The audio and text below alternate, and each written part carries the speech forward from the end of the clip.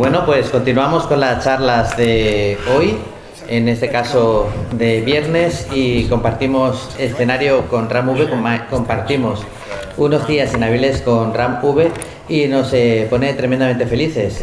Acabamos de tener a un autor como es Fernando de Felipe, maravilloso, que había venido en la primera edición y que repite en las 30, y tenemos a Ram, que lo habíamos tenido hace mucho menos tiempo, concretamente el año pasado en la edición 29, y que repite en la 30 y nos hace igual de ilusión aunque haya pasado poquito tiempo. Pero el año pasado la charla, dada la amplitud y lo variado de su trayectoria profesional y vital, no cubrió todo lo que hizo, era imposible. Nosotros ahora tampoco, yo lo tengo más fácil porque ya el año pasado habló con Germán de un montón de cosas, y uno de los temas en los que se habló poco fue Batman.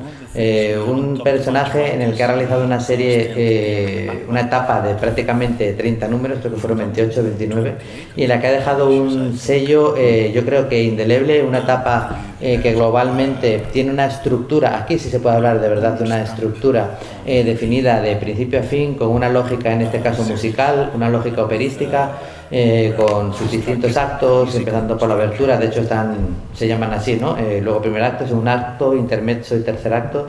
El último todavía no está publicado en España, aunque sí en Estados Unidos, y forman un todo de los que yo creo que cuando se vea en perspectiva la historia del personaje se va a hablar indudablemente del Batman de RAM-V.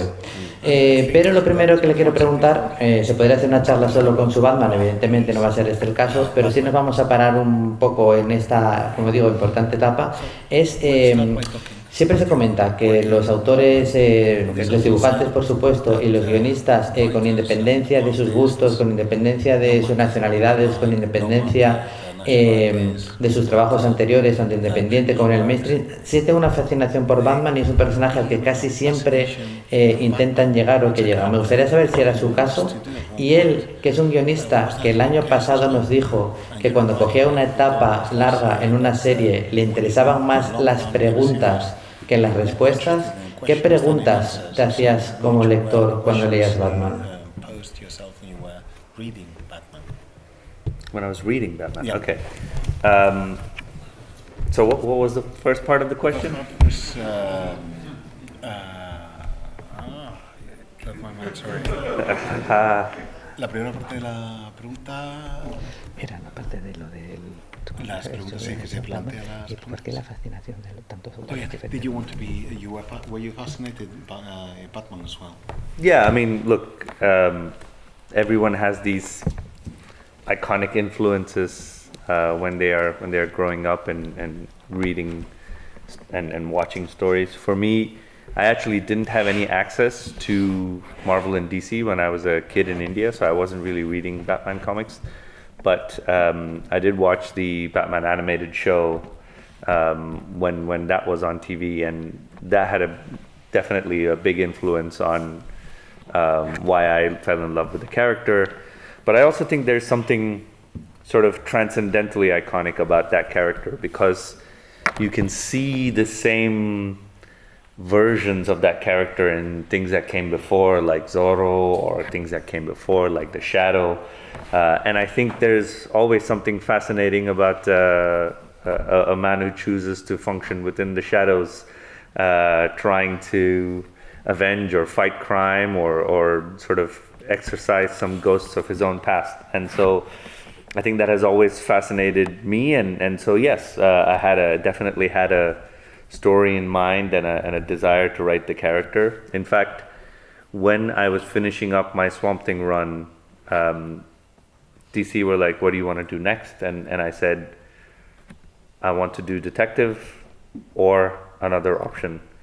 And I told them that, yeah, you tell me when that book becomes available and we'll have a conversation. So it was very much a desire to do Batman for my part. When they did come to me and ask me about it, I said I want to do Batman as opera, and they all went question mark, question mark, question mark. But then I suppose eventually the content of the pitch was interesting enough, and it was detective. They didn't want to have two Batman books that were doing the same thing, so I was given free rein. I think there was some skepticism at the early part of the run, but then by the time the 30 issues came to, well, 29, but one of them was a double-sized, so 30 issues came together. Yeah, it's really nice to see the response that people have had to the run. That was the Sorry, first part. Diego. Yeah. No, don't worry, don't worry. I just wanted to remind you that was the first part of the question, then there was the one that was the Yeah, question. we'll get to that Okay, one after perfect. you. Yeah. La verdad es que efectivamente es un personaje icónico que ha influido enormemente a un montón de autores y yo soy uno de ellos. Crecí sin poder leer cómics de Batman, pero sí sabía del personaje y conocía sus historias. Cuando yo era niño en la India no teníamos acceso a los cómics de Marvel y de DC, pero sí que veía en la tele la serie de animación de Batman y me influyó enormemente, influyó desde luego en el enamoramiento que siento por este personaje. Creo que es un personaje que tiene algo trascendental, algo que es realmente icónico. Creo que supera incluso la idea que se ha visto en anteriores personajes que comparten algunos rasgos con Batman. Batman es aún más icónico que la Sombra o Zorro. Creo que hay una fascinación al ver un ser humano que opera en las sombras con el objetivo de bien vengarse por algo, luchar contra el crimen o quizás exorcizar algo de su pasado. Y eso a mí es algo que me fascina realmente. Tanto es así que cuando me propusieron al final de mi etapa en La Cosa del Pantano, o cuando me preguntaron qué es lo que quería hacer a continuación, les dije que Detective Comics u otra opción, que no llegué a especificar. Pero básicamente les dije, mira, quiero hacer algo con Batman, así que ahí queda. Cuando podáis, me decís si es posible o no. Cuando empezó el proyecto, les dije, vale, pues ahora que voy a hacer Detective, quiero que sepáis que mi interés es estructurarlo como si fuera una ópera. La respuesta fue interrogante, interrogante, interrogante, y al principio yo creo que se mostraban bastante escépticos. Me dieron libertad total y absoluta a la hora de hacer la serie de Detective Comics, porque no querían que las dos series de Batman fueran series que estaban contando la misma historia, así que me permitieron hacer más o menos lo que quise, me dieron bastante manga ancha, y el caso es que hubo cierto escepticismo, pero que para el final de mi etapa, que fueron 29 números, aunque yo siempre digo 30, porque uno de ellos fue un número doble, todo el mundo quedó satisfecho y entendieron qué es lo que tenía en mente. And then, as far as the second part of the question goes, I was always fascinated by this pattern that I had seen, and I imagine other people have, when I looked at the sort of pillars of DC superhero universe, and I think two of those pillars, to me, were arguments against each other, but also arguments for each other, which was Superman and Batman. And when I looked at Superman, to me, my understanding of the character was that here was a character who wasn't really human, and his greatest endeavor throughout was to just be a good human being, and he saw being human as sort of the epitome of what he wanted to show the world. And if you looked at Batman through a similar lens, the thing to admire about Batman was that he was only human, but for all practical purposes, every time he puts on the mask and he puts on the cape, he is trying to show that he is more than human, that he has no limits, that he can go beyond whatever we thought was humanly possible. And so there was this almost thesis and antithesis in my head, and so the questions I wanted to ask was, what sacrifices do you make to show yourself as more than human, and what does that do to the human part of you? So if you look at the entire run, that is the question that pervades everything. Who is more important, the myth of Batman or the reality of Bruce Wayne? And how are these two things both constructive to each other but also destructive to each other? Bruce Wayne has lost so much in trying to be Batman, but also he chooses to lose all of those things in trying to be Batman. And so I think that was that was the sort of overriding question throughout the run, and it makes for such a wonderful question to put in an operatic context as well, because we already have the Phantom of the Opera, and we have the perceived monster who is entirely human on the inside. So it just made sense. I don't necessarily have so much clarity, so this is all in hindsight. But when I'm working on it, I suppose these are the questions I'm looking at. Y en cuanto a la segunda parte de la pregunta, bueno, pues siempre he sentido una fascinación al contemplar y al analizar lo que me parece que son dos de los grandes pilares del universo superheroico de DC. Lo que tienen a favor y en contra cada uno de estos pilares entre sí, lo que los relaciona tanto desde una perspectiva como positiva como negativa. Me refiero, claro, a Superman y a Batman. Y me explico. Superman es un personaje que no es humano, y su mayor esfuerzo, su mayor afán es el poder presentarse como ser humano. Ese es el epítome de lo que quiere mostrar al mundo, su humanidad. Eso es lo que le motiva. Y por otra parte, si analizamos a Batman con ese mismo filtro, desde esa misma perspectiva, vemos que es un ser humano, pero que a efectos prácticos, cada vez que se pone la máscara y la capa, quiere mostrar que es algo superior al ser humano, que puede ir más allá, que puede superar todos los retos y las dificultades a las que nos enfrentamos los humanos. Básicamente, en cierta forma, es como tener una tesis y una antítesis. Y lo que me interesaba en mi etapa era también ver, bueno, pues qué sacrificios hay que hacer para lograr presentarte al mundo como algo más que humano. ¿Qué precio tienes que pagar en tu humanidad a la hora de presentarte así? Creo que esa es la cuestión que permea toda mi etapa con Batman. Ver cómo Batman tiene un efecto en la realidad de Bruce Wayne, y como Bruce Wayne tiene un efecto en la realidad de Batman. Cómo Batman tiene elementos constructivos y destructivos en la vida de Bruce Wayne. Bruce Wayne es un tipo que ha sacrificado muchísimas cosas, que ha perdido muchísimas cosas en aras de ser Batman, pero al mismo tiempo es alguien que elige y que decide ser Batman y sacrificar todo eso para lograr el objetivo. Y creo que esa es la cuestión general que permea toda la etapa, como digo, que está presente en toda mi etapa con el personaje. Además, lo de la estructura operística, bueno, me pareció que era bastante pertinente, porque me acordé del fantasma de la ópera, y es un ejemplo semejante a lo que acabo de decir. Es un tipo al que se percibe como un monstruo, pero que en realidad está repleto de una enorme humanidad, y creo que en el fondo eso es lo que yo quise hacer con mi etapa de Batman. De todas formas, de esto me di cuenta al acabar la etapa. No es que tenga yo tanta sabiduría como para verlo de primeras, sino que ahora, al echar la vista atrás y analizar mi etapa con Batman, es lo que veo.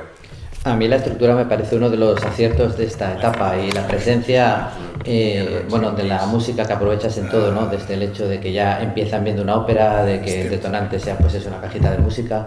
Me parece que utilizas muy bien todos esos elementos, y en cuanto ya pones al público en la ópera, seamos o no seamos fans de ella, te pones como en el estado de ánimo, ¿no? De esto va a ser trágico, esto va a ser grande, esto va a ser potente. Yo creo que eso también te gana al lector en cierta manera, ¿no? Yo te quería preguntar, por un personaje en particular. Ha habido un montón de autores que nos han cogido personajes poco conocidos o poco desarrollados del universo de Batman, tanto villanos como héroes, y nos han contado su pasado, sus futuros, sus intenciones, sus motivaciones. Ha habido muchos autores que han creado personajes nuevos por un motivo o por otro, y nos los han ido presentando. Pero siempre hay un personaje del que se habla en el universo de Batman, pero al que nadie le había metido mucha mano, que es la propia ciudad de Gotham. Siempre se dice, Gotham es un personaje más. Y sí, como escenario, sí se utiliza mucho, pero nadie se había puesto a profundizar en el pasado de Gotham. ¿Cuál es el pasado fundacional de la ciudad? ¿Por qué es como es? ¿Qué guerras intestinas la llevaron a ser este escenario que es ahora y no una ciudad de otra manera? Y tú aquí has decidido, por fin, rellenar o responder esta pregunta que muchos nos hacíamos, ¿no? ¿Qué hay en la génesis de la ciudad? Cuéntanos un poquito por qué decides que parte de tu trama principal, el personaje sobre el que más trate y al que más desarrolle, sea la ciudad donde se desarrolla la historia. Yeah, I mean, when you really ask yourself the question, what is Batman doing? the answer is always he's saving Gotham. And so it made sense that in some way I felt there was an intrinsic connection between Bruce Wayne's trauma and Gotham's trauma. And you know, human beings, when they have these kinds of definitive trauma, sometimes they are always trying to address it in everything else they do, except themselves. And so I think Batman's need to save Gotham stems from a need to save himself. And so it made sense to me to show his own loss and Gotham's founding and its sort of the nature of Gotham as an open wound that keeps, you keep scratching the wound, so you keep refreshing it, if you will. I don't know if I have much more a clearer connection to make, but I think the need to express Gotham as an open wound, as a trauma that needs to be revisited over and over again, was certainly at the heart of it. But I'm not the first writer to do it. Morrison famously in his run expressed Batman as part of Gotham's design. And my brain just went, well, what if he was an unintended part of Gotham's design, like a flaw in Gotham's design, which is what the villains of the story express. They look at Batman as a mistake in Gotham's design, and I think the conflict and the drama stems from there. And then to kind of add on to that question, like every villain that was chosen in the run was chosen to reflect Bruce's own relationship with his trauma in some way. This question of can Batman exist without Bruce Wayne's history and past is kind of also reflected in, can you save Two-Face by taking away the traumatic or the evil part of him? The same question is asked of when Mr. Freeze shows up. Can you cure Mr. Freeze by curing his wife, or does it continue to? And so I feel like Gotham is also one of those characters trying to come at the same question in a different angle.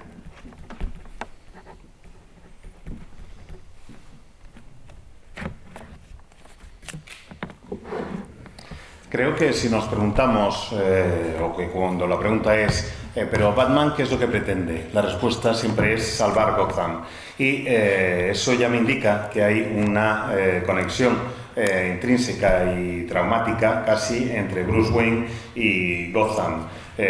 Muchas veces los seres humanos, cuando vivimos un acontecimiento traumático, en lugar de trabajarnos a nosotros mismos, buscamos algo ajeno, algo exterior que trabajar. Y en el caso de Batman está claro que será Gotham. En lugar de procesar su trauma, lo que intenta es salvar a Gotham, a ver si así consigue salvarse a sí mismo. La pérdida está en el origen de Batman, en la motivación del personaje, y se me ocurrió que podía estar también en el origen de Gotham, que podía ser uno de los motivos, una de las ideas. Yo concibo Gotham como una herida abierta, que cada vez que empieza a curar, Batman la vuelve a rascar y vuelve a supurar y vuelve a estar ahí. Me pareció que había una conexión clara entre la ciudad y el personaje. La necesidad de seguir manteniendo esa herida abierta para seguir constantemente volviendo sobre ella. De todos modos, no soy el primero que habla de esta especie de relación entre Batman y Gotham. Morrison ya lo hizo en su etapa en Batman y consideraba a Batman como parte del diseño de la ciudad, como parte del diseño de Gotham. De hecho, lo llega a definir en un momento como un defecto en el diseño de Gotham. Y yo lo que hice fue pensar, vale, pues si Batman es un error en el diseño de Gotham, ¿cuál era el diseño? ¿Qué es lo que se perseguía al crear la ciudad? Y de ahí surgen tanto el conflicto como el trauma. De hecho, los villanos también reflejan esa relación con la ciudad, también tiene una relación semejante con la ciudad, igual que Bruce tiene esa relación con Gotham, que hace que te preguntes si Batman podría existir sin el pasado de Bruce, sin el dolor de Bruce.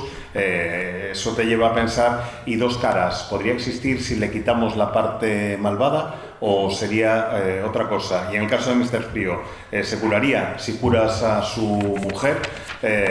Pues eso es más o menos lo que traté de hacer con Gotham, ver si la ciudad seguiría siendo la misma, mientras trataba de responder a esa pregunta, aunque desde una perspectiva distinta. Es cierto que ha habido muchos autores, incluido Morrison, que tocaron el hecho de por qué Gotham es como es, hasta qué punto Batman ha provocado con su existencia pues que Gotham sea como sea. Pero yo creo que poca gente sí que había profundizado cómo había sido Gotham antes de Batman, ¿no? Y un poco de dónde venía. Me parece que lo ha llevado un poquito más allá. Y hablando de llevar un poquito más allá, aunque ya apuntaste un poquito a la idea al principio, y creo que es uno de los leitmotivs, ¿no? Y sobre todo a esto te lleva a la conclusión de, digamos, la traca final de esta ópera en el último acto. ¿Tú crees que hay alguna posibilidad, ya no solo en tu Batman, que parece que apuntas más a que no, pero crees que hay alguna posibilidad de construir un mito sobre una persona sin destruir lo que era la persona?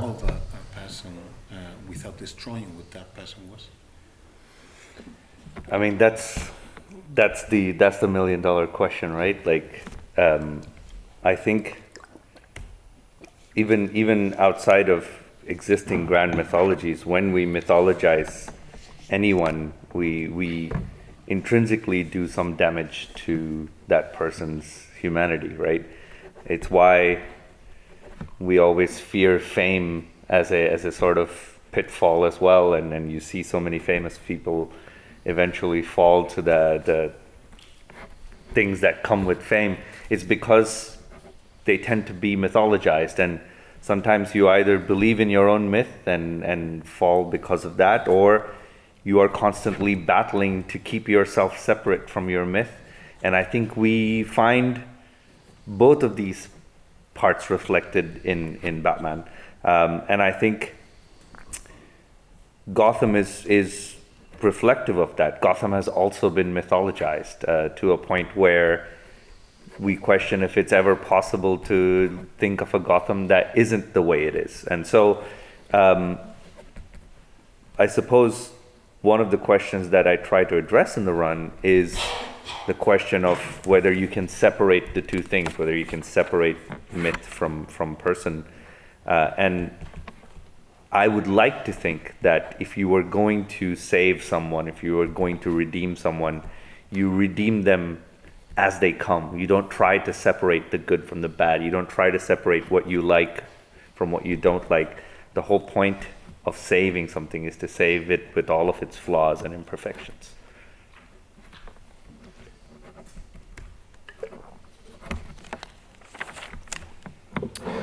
Pues esa es la pregunta del millón de dólares. Yo creo que efectivamente cuando damos carácter mitológico a alguien, o mitologizamos, si queréis, a alguien, estamos haciendo un daño intrínseco a la naturaleza, a la esencia humana misma de esa persona. Creo que eso se ve, por ejemplo, si analizamos el fenómeno de la fama y lo que ocurre con las personas famosas. Muchas veces los famosos acaban cayendo en todo lo que acompaña a la fama, o acaban siendo víctimas de todo lo que acompaña a la fama. Por una parte, si eres famoso y de repente te crees tu propio mito, corres el riesgo de perder tu propia esencia. Y si lo que intentas es mantener separada tu humanidad de esa imagen, de ese mito, tienes que estar constantemente luchando contra una parte de ti mismo. Y esas son cuestiones que me parecían relevantes en el caso de Batman. Y no solo en el caso del personaje, sino que creo que incluso se tiende a mitologizar Gotham. Y eso hacía que me preguntara si realmente podía existir una ciudad que fuera distinta a esa versión cuasi mitológica que tenemos de ella. Esa es una de las cuestiones que trato de abordar y que trato de descifrar, si queréis, en mi etapa, esa separación entre el mito y la persona, el preguntarme si a la hora de salvar a alguien, ¿cómo lo podemos hacer? Porque si pretendes salvar a alguien, tienes que salvar a esa persona entera. No puedes salvar solo las partes que te gustan, solo lo positivo o solo lo negativo, solo lo que te parece que está bien y solo lo que no. Si quieres salvar algo, si quieres salvar a alguien, tienes que hacerlo tal cual es, con todos sus defectos e imperfecciones también. Bueno, ya que estamos hablando de mitologías y demás, creo que es un buen momento para empezar a hablar de New Gods y de tu etapa con estos personajes. Son unos personajes que yo creo que representaban, bueno, como casi ningún otro, la forma de entender muchas cosas por parte de Jack Kirby. Así que, no siendo Jack Kirby, cuando coges unos personajes como estos y haces no una actualización, sino casi una reinterpretación, habría que preguntarse qué tienen en este caso de Ran Nube. Cuando tú los coges y decides, voy a hacer una nueva, retocar este panteón, ¿qué tienes claro desde el principio? ¿Qué vas descubriendo a medida que juegas con los personajes? Cuéntanos un poquito de ese proceso de trabajo antes de ponerte a escribir la historia. Yeah, I mean, I think very rightly the two subjects are connected, right? I'm going to go into a little bit of meta-narrative. I think Kirby himself is perceived as a little bit of a mythology in comics, right? So when people come to Kirby's work, there's always been this tendency to approach it with this reverence because maybe with the exception of Simonson's Thor, I didn't really read a lot of things that felt like they were changing or evolving anything from what Kirby had done. Instead, I felt like the tendency was to use these characters like myth. And so I wanted to go the opposite way because I came from India, and in Hindu mythology, the gods are all terrible. They make mistakes all the time. They do very silly things.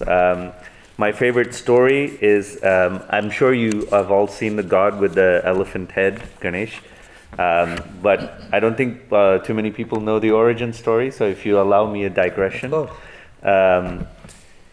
He's a very naughty child, and he is playing while his father, Shiva, is having a discussion with Vishnu, both very big and important gods. And Shiva is famous for having a very short temper, and so when he's playing and he annoys his father very much, Shiva throws Vishnu's weapon to quieten his child and ends up cutting his own child's head. And then Shiva becomes very panicked because he says, oh, my wife is going to come home and she will kill me if she finds out I cut off my kid's head. And so, in urgency, he travels all across the world and finds his favorite elephant and says, I'm sorry, I'm going to have to take your head, I'm going to have to put it on my kid. And he puts it on his kid's head, and when his wife comes home, he's like, hey, look, he's got an elephant head now. And I cannot believe that this is a serious part of a serious mythology that has, millions, billions of people following it. And I would like to think Kirby looked at his creations in similar ways, because if you read the original New Gods run, they're all bonkers. They're doing crazy stuff, and there was almost an irreverence in how he was dealing with mythology. And I really liked that idea, and I said, that's what I want to do. I want to take these mythological characters and show them as entirely human. So you've got Orion, who, historically is a character who has always followed Highfather's teachings because he's afraid that if he doesn't follow Highfather's teachings, he will become like his original father, Darkseid. So he can't say no when his father gives him an order to go and, kill an innocent being. So instead of defying that order, he goes and finds his brother, Mr. Miracle, and he says, listen, I am going to kill this child if I find him. But you are an expert at escaping. So I need you to take this child and run from me so that I don't kill him. And it's this kind of silliness that leads into sort of grand space narratives and whatnot. And I think one of the important things to keep in mind when you write stories is that stories are fundamentally about being human. even if you're writing about gods, even if you're writing about superhuman characters, you have to have a reason that people can connect to them. And I think we can all connect to stupid brothers trying to do something to defy their father's orders. So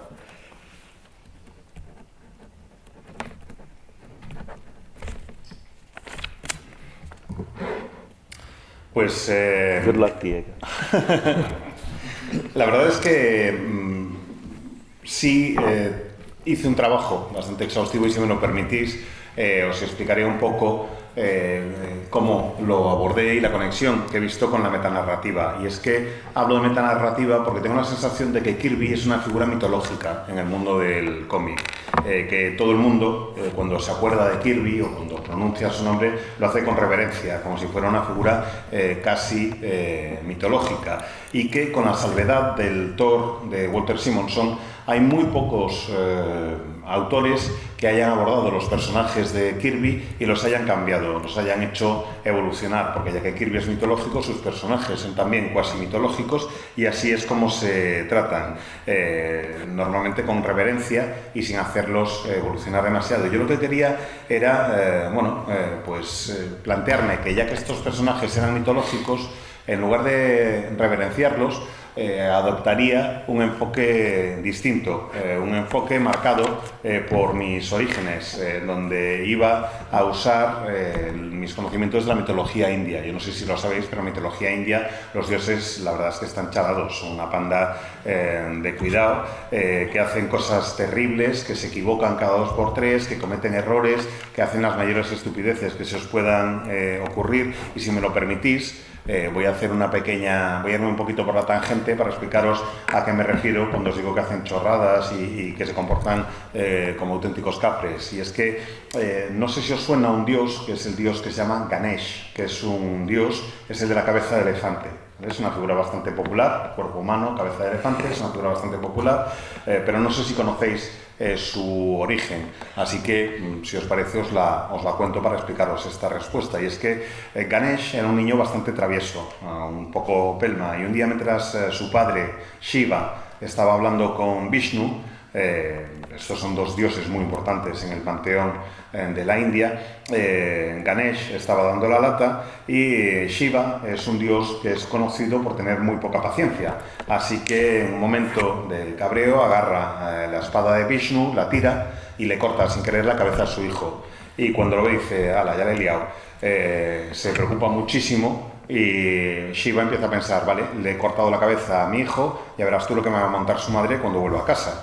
Así que se larga corriendo por todo el mundo para tratar de encontrar alguna solución y atraviesa medio mundo hasta que da con su elefante favorito y dice, mira tío, me caes muy bien, pero te voy a cortar la cabeza porque la necesito para mi hijo. Así que eso es lo que hace, le corta la cabeza al elefante, se la pone al crío y cuando llega su mujer a casa dice, mira, ahora tiene cabeza de elefante. En fin, me resulta increíble que una historia tan chorra como esta sea una historia tan importante en una mitología en la que creen miles de millones de personas en el mundo. Y decidí que ese era el enfoque que iba a aplicar para mi trabajo con el Cuarto Mundo, con los personajes del Cuarto Mundo de Kirby. Yo creo que el propio Kirby ya dejaba intuir que los nuevos dioses estaban mal de la cabeza, que estaban chalados y que hacían una cantidad de locuras enorme. Y hay una cierta irreverencia en la forma, me parece a mí, en que Kirby describe a los personajes. Pues eso es lo que yo quise hacer, tratar estos personajes mitológicos desde la perspectiva de la mitología que yo mejor conozco, de la perspectiva de las historias como la que os acabo de describir. Y se me ocurrió que, podía contar una historia en la que Orión, que siempre hace todo lo que le diga el Alto Padre, Sumo Padre, Alto Padre, que siga a pies juntillas lo que le dice el Alto Padre, porque tiene miedo de que si no hace caso al Alto Padre, pues se va a convertir en una nueva versión de su padre biológico, de Darkseid. Entonces, todo lo que le diga el Alto Padre, él lo va a cumplir a rajatabla. Pero claro, llega el día en que el Alto Padre le dice, mira, ¿ves a este chaval que parece que es un crío inocente y tal? Bueno, pues te lo tienes que cargar. Entonces, Orión dice, uy, voy a hacer caso a lo que me dice, pero lo de matar a un crío, pues no lo acabo de ver. Así que pilla a su hermano, a Mr. Miracle y le dice, oye, mira, vamos a ver, que me han encargado que me cargue a este crío. Entonces lo que vas a hacer tú, que eres tan bueno escapándote y ocultándote siempre, vas a pillar a este crío y te lo vas a llevar. Y lo vas a esconder de mí. Entonces tú te vas huyendo como el crío, yo te intento buscar, estoy intentando matar al crío, como nos dice el Alto Padre, pero al mismo tiempo tú me lo vas a impedir. Me parecía una chorrada enorme, pero me apetecía muchísimo contar ese tipo de historia, porque debéis recordar siempre que cuando alguien escribe una historia, aunque sea protagonizada por seres superhumanos, aunque sea protagonizada por dioses, en realidad está hablando de la esencia misma de la humanidad, está intentando conectar con lo que nos hace ser humanos. Y si tenéis hermanos, sabréis que es muy humano lo de que dos hermanos se alíen para ir en contra de las órdenes de su padre.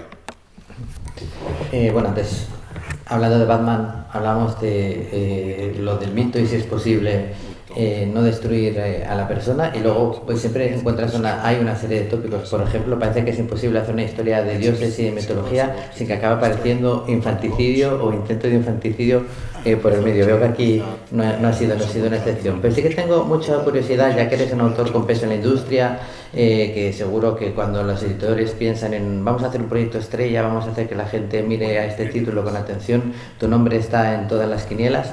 Cuando eso sucede, ¿hasta qué punto tú puedes apretar, elegir, sugerir a tu pareja creativa? Y me gustaría saber si en este caso volver a trabajar con Ivan Cable ha sido porque fue un poco decisión o sugerencia tuya, o si bueno, fue que os volvió a juntar el destino en forma de editor.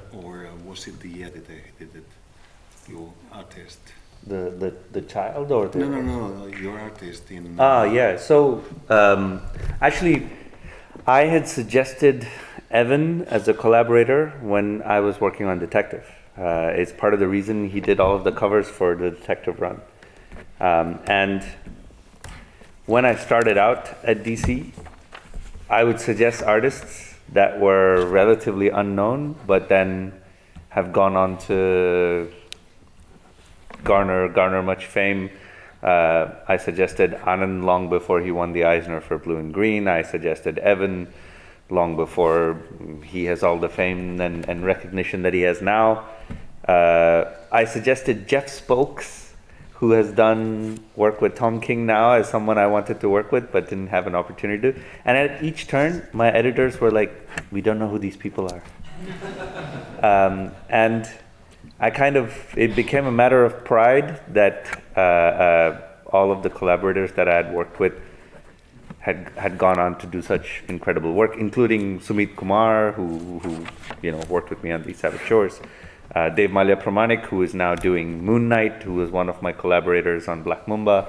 And so I would like to think that over time DC have understood that perhaps I have some measure of taste when it comes to finding interesting collaborators, to a point where last year, in a very lovely conversation, one of the sort of editorial group came to me and said, "You have an eye." So I was like, "Yes, thank you for recognizing that." So I think with Detective they were a little bit skeptical about Evan, but with New Gods, I think Evan's cover work had already shown them what he was capable of, and what a stunning work. I think Evan is a master. I don't think a lot of people know, but he used to be an animator. He actually worked on the Scanner Darkly movie with that had what's his name, Robert Downey Jr. and Keanu Reeves in it and all of that. And so just fantastic creator. Another one of my early collaborators who has gone on to do incredible work, Jorge Fornes, is in the crowd. It's an immense pleasure to be able to find people who have unique voices and such a unique perspective when it comes to art. It was difficult at first, but now I think they listen when I suggest something.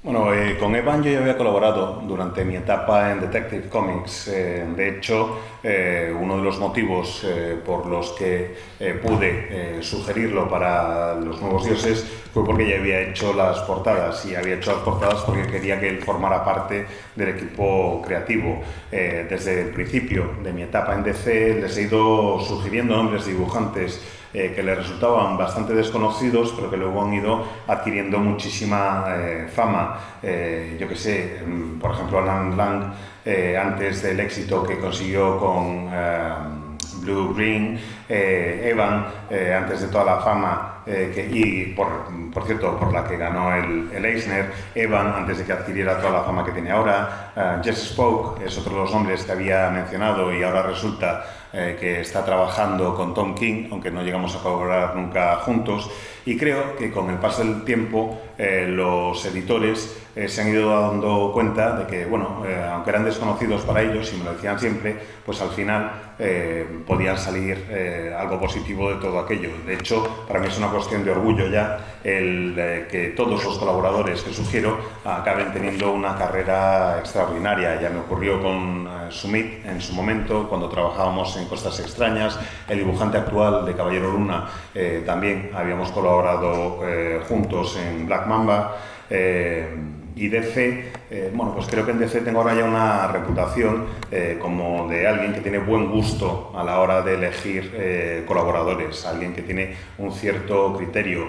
Tanto es así que incluso me lo han reconocido de viva voz. Hay muchas veces, hay una vez al año un retiro editorial en el que hablamos de toda una serie de cuestiones, y uno de los editores el año pasado se me acercó y me dijo: hay que reconocer que tienes buen ojo para estas cosas. Y dije: sí, bien, gracias. Cuando empezamos con Detective, con las portadas, se mostraban bastante escépticos con el trabajo de Evan, pero ya en Los Nuevos Dioses tenía perfectamente claro que era extraordinario, que era muy bueno y que era un auténtico maestro, pues que es lo que es. Así que estuvo muy bien. No sé si lo sabíais, por otra parte, que Evan además ya tenía experiencia en el mundo de la animación. Había trabajado en A Scanner Darkly, la película en la que participaban también Robert Downey Jr. y Keanu Reeves. En fin, que es un tipo de mucho talento. También era relativamente poco conocido cuando iniciamos nuestra colaboración, Jorge Fornés, que está ahí sentado entre el público, y ya veis hoy en día. Para mí es un placer inmenso el poder dar a conocer a otras personas, a otros autores, a voces que me parece que son únicas y que ofrecen una perspectiva distinta en este arte que tanto nos gusta. Al principio me resultaba un tanto difícil hacer estas sugerencias, pero a día de hoy ya saben que aunque el nombre que les diga no les sume de nada, algo tiene. Uno de tus últimos trabajos de los que hemos podido disfrutar en España es El monstruo de la Laguna Negra, que siempre ha sido de estos monstruos que popularizó sobre todo las pelis de la Universal, en este caso la de 1954 de Jack Arnold, que este era como mi favorito. No me atrevo a decir es la mejor película, pero por alguna razón siempre me ha despertado mucha ternura este personaje.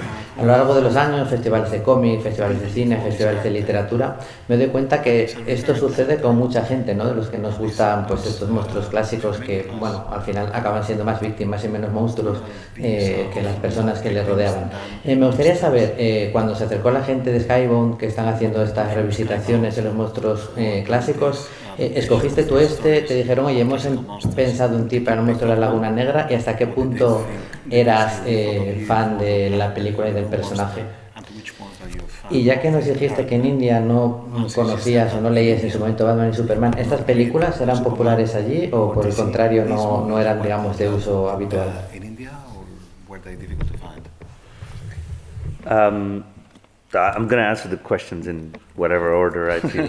I think for the movie question is easy to answer. I actually discovered the movie after I'd moved to the States.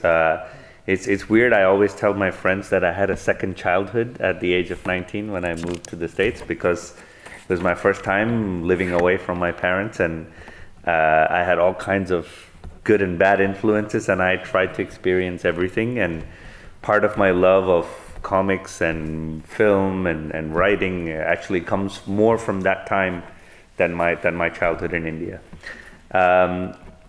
And then in terms of the discussion with Skybound, it's actually funny that you asked that question, because when they first came to me, they said, Ram, any Universal monster that you want, you can pick. The only one that you cannot pick is Dracula, because James Tynion has already chosen Dracula. And they were like, yeah, there's Frankenstein, and I was like, Creature from the Black Lagoon. And they were like, actually, there's a very logical reason as to why. Because I'm not the kind of horror writer who does the sort of big, scary monster in your face kind of horror. And the thing that I really loved about The Creature was that even in the movie, it's never explained where he comes from, why he is there, is he prehistoric, is he alien? There's no explanation. And I love the idea of something that is horrific and scary, but is scary because of what we are implanting onto it. Maybe the monster has no motivation. Maybe the monster does not desire to hurt you, but because we are such horrific and terrible creatures at times, we transpose all our fears, all our sort of obsessions on this monster, and we end up hurting ourselves. So to me, that was the essence of watching the movie as well. If you really look at it, the monster doesn't really do anything monstrous almost throughout the movie, outside of maybe hitting a guy who's trying to hunt it. But yeah, I love that concept, and it was, as soon as they came to me with it, I was like, that one. And it's also very interesting, Dan's involvement in the project. I had said yes to doing the book, and then I think 2 weeks after that, or no, maybe just the same week, DC offered me an exclusive, and I said yes to the exclusive, but it meant I couldn't do any more work on the book. So I had a concept, and I suggested that Dan come on board and write the script. So for everyone who loves the book, there is probably more work from Dan in the book than me. But no, it was great fun developing the concept with him, and I think he was just as much a fan of the character as I was.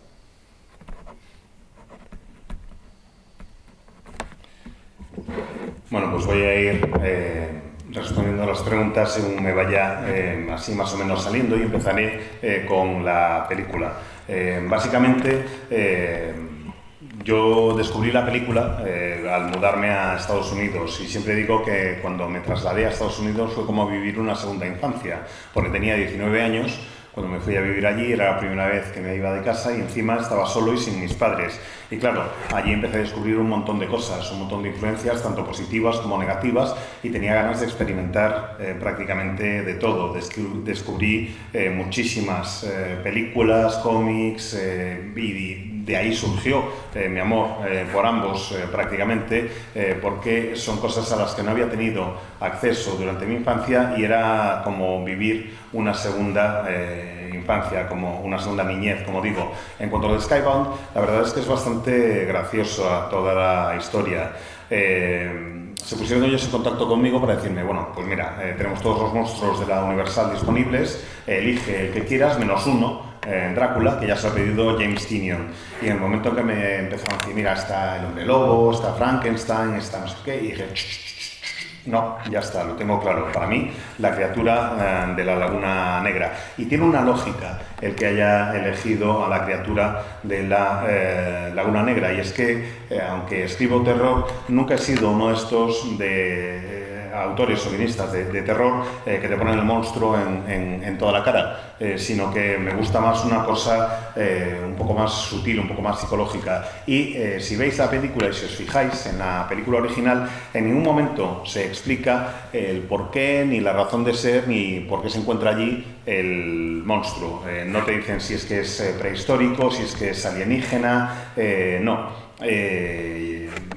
El monstruo da miedo por lo que nosotros le atribuimos como motivo. No sabemos exactamente cuáles son sus intenciones reales, no sabemos si quiere hacer daño o no. La criatura resulta aterradora por lo que nosotros aportamos a la criatura, por cómo entendemos su forma de comportarse, y de ahí que lo tratemos como un monstruo. Si os fijáis bien en la película de nuevo, veréis que el monstruo en realidad no hace nada monstruoso a lo largo de todo el largometraje, excepto quizás tratar de pegarle al tipo que quería atraparlo. Así que lo tuve muy claro. Cuando me hicieron la lista dije, quiero ese.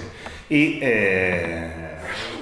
una vez lo hube elegido, pues las circunstancias cambiaron y logré, en cierta forma también, la participación de Dan en el proyecto. Y es que la misma semana que me habían ofrecido el Skybound y me habían comprometido con ellos, DC me hizo una oferta de un contrato en exclusiva que me impedía escribir esos guiones.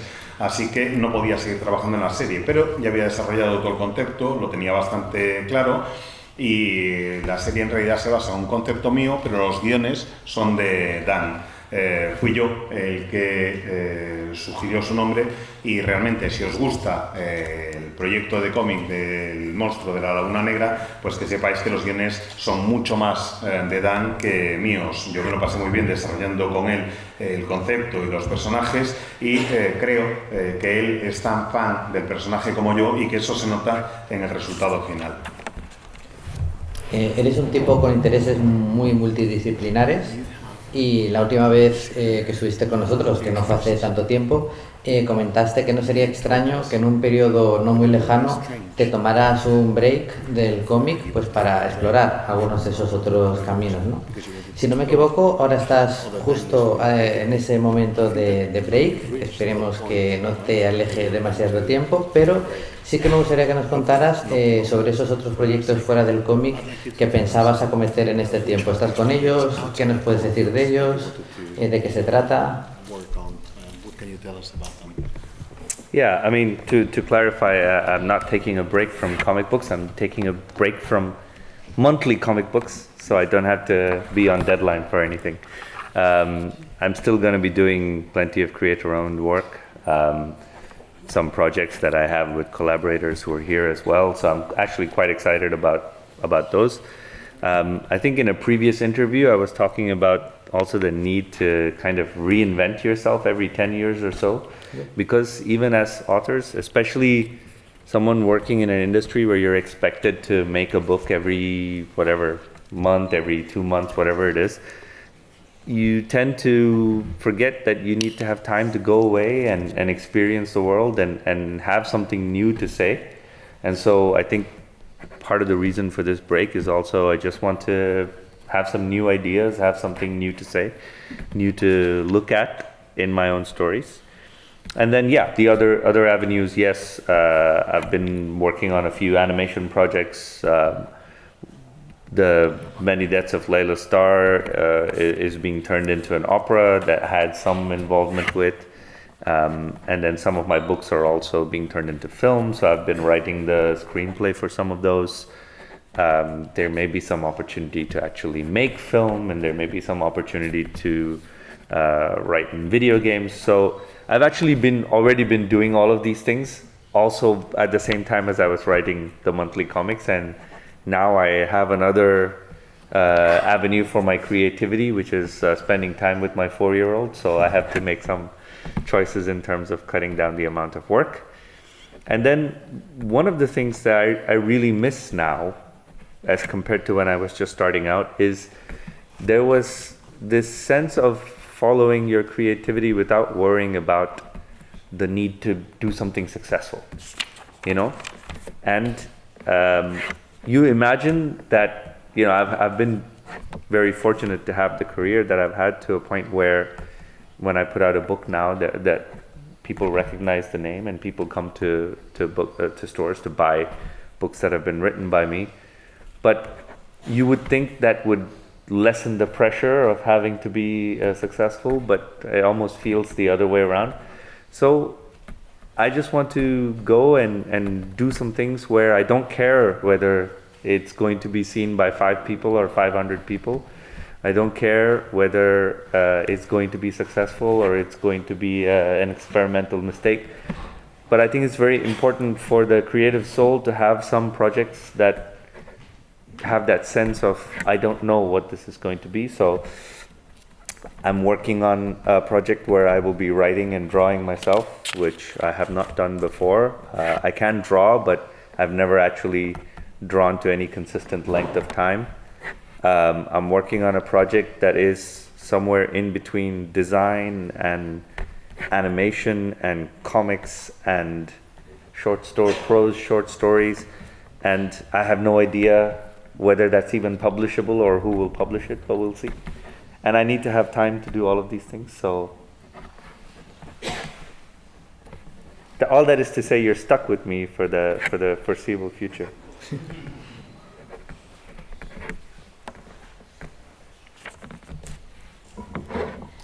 Pues quería hacer una precisión, y es que no es que vaya a tomarme una pausa o un descanso de los cómics, sino que voy a dejar los cómics mensuales, más que nada dejar de lado proyectos que tengan una fecha de entrega o un plazo que cumplir. Sí tengo en marcha varias series, varias colecciones, varios proyectos de creación propia. Estoy colaborando en algunos de ellos con gente que anda por aquí, y la verdad es que estoy muy emocionado de poder hacerlo. A eso sí que me seguiré dedicando. Hace poco tiempo, en una entrevista, decía que yo creo que hay que reinventarse cada 10 años más o menos, especialmente en una industria como esta, en la que te piden con mucha frecuencia que hagas estos proyectos con cadencia mensual o bimestral, y a veces, mientras estás metido en esa vorágine, pues se te olvida que puedes dar un paso al lado, apartarte un poco para explorar el mundo, para vivir cosas nuevas, para descubrir nuevas ideas. Y creo que en parte eso es lo que voy a hacer ahora con esta pausa, dedicar tiempo a discurrir nuevas ideas que luego se transformarán, espero, en otras historias. Además, efectivamente, pues me muevo también en otros campos y tengo varios proyectos en marcha, por ejemplo, en el mundo de la animación. También cabe la posibilidad de que se haga una adaptación a ópera de las muchas muertes de Leila Starr, y participo en cierta forma también en la producción de la ópera. He colaborado en la escritura de varios guiones para películas. Quizás surja la oportunidad de dirigir mi propio largometraje, también escribir algo de guión de videojuego. En fin, son todo esto cosas que he ido haciendo en paralelo a mi carrera como autor de cómic, que entrega un guión para una serie mensual, y quiero encontrar nuevas vías para mi creatividad. Otra vía muy importante para mi creatividad, por cierto, relativamente reciente, es que tengo un crío de 4 años y necesito ser creativo para tenerlo también entretenido. En fin, que hay una cantidad de cosas que me gustaría hacer y necesito tiempo para poder hacerlas. Echo mucho de menos aquella sensación que tenía al principio de mi carrera, en la que lo que primaba era la creatividad. No era necesario tener éxito, sino ser creativo. He tenido mucha suerte a lo largo de mi carrera para llegar a estar en el sitio donde estoy, para tener el reconocimiento que tengo. Si alguien ve una serie con mi nombre en la portada, me reconocen, y eso es una enorme suerte. Y además se compran esa serie simplemente porque la he escrito yo, y en lugar de aliviar la presión, hace todo lo contrario, hace que sienta cada vez más presión por mantener el nivel. Y me gustaría volver a retomar aquella sensación que tenía cuando no importaba si lo que yo había creado lo iban a leer 5 personas o 500, que no importaba que tuviera éxito o que fuera un fracaso experimental. Simplemente lo importante era la sensación de un proyecto que era creativo, la sensación de poder ser libre a la hora de experimentar y de explorar nuevas vías. Quiero también, por ejemplo, lograr ser autor completo, encargarme de guión y dibujo. Yo sé dibujar, pero nunca he dibujado un proyecto que me requiera una atención tan sostenida a lo largo del tiempo, y me gustaría intentar probarlo. Tengo otra idea, otro proyecto en marcha que combina diseño, animación, cómic e historia corta, y no sé si es algo publicable, y no sé si se llega a considerar publicable, si habría alguien que se anime a publicarlo. Pero para hacer todo esto que os estaba diciendo, pues necesito tiempo. Total, que resumiendo, vais a pringar conmigo una temporada bastante larga. El tiempo ha llegado a su fin y vamos a continuar con el resto de charlas. Todos los que estamos aquí es porque evidentemente nos gusta que nos cuenten historias. En esta semana defendemos absolutamente el poder del cómic como uno de los medios más maravillosos y mágicos para hacerlo, pero incluso si te vas un poco más allá, esta ciudad se está preparando, y desde hace años, pues es muy difícil que encuentres un medio en el que puedas contarnos una historia que nos interese y que no podamos invitarte a que nos vengas a hablar de ella. El otro día decías en la rueda de prensa de la mañana, a una pregunta a los periodistas, que una de las cosas que puedes garantizar es que volverías, y volverías pronto, y eso para nosotros como ciudad y como anfitriones es sin duda un éxito. Antes hablabas de que A veces hay que hacer cosas sin preocuparte de si van a tener éxito o no, pero claro, tendríamos para empezar por acotar la definición de éxito, ¿no? Para mí que alguien haga algo y mejore o haga más feliz a alguien a otro lado del mundo, me parece que y con independencia de que sean 10.000 o que sea uno, ya es un éxito. Y aquí hay un auditorio con mucha gente que pensamos así cuando leemos tu obra y por tanto no deja de ser un éxito que otra vez como el año pasado te despidamos con un fuerte aplauso. Muchas gracias.